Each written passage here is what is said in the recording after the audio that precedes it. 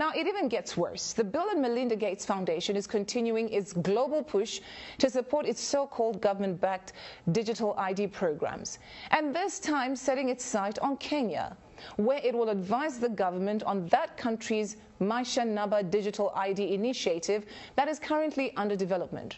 So, according to a Kenyan news agency, Gates' role is assisting the Kenyan government in its development, and the rollout of Maisha Namba was announced after a recent series of closed-door meetings with Kenyan President William Ruto.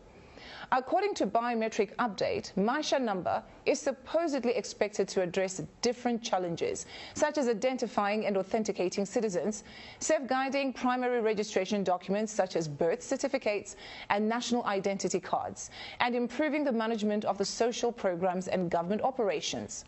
The project has been met with skepticism in some parts of the country.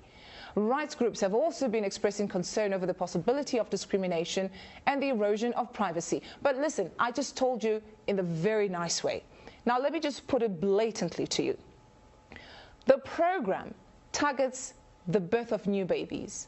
So once you have your baby, before your baby leaves the hospital, you no longer get a paper birth certificate, but then you get a digital one that is somehow implanted somewhere on somebody's body.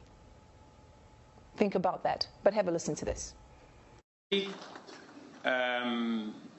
digital ID, which has been a big problem to us for a very long time, is now on a testing mode for the next 2 months.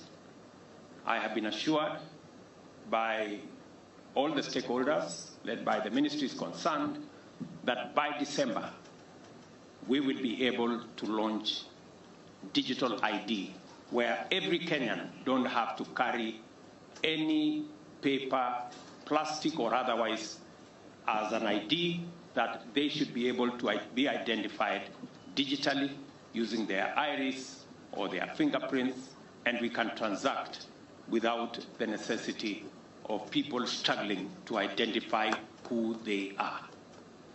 And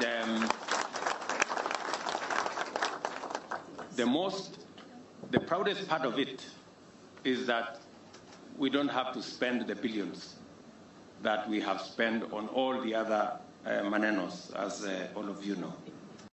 We're taking things that are, genetically modified organisms, and we're injecting them in little kids' arms. We just shoot them right into the vein.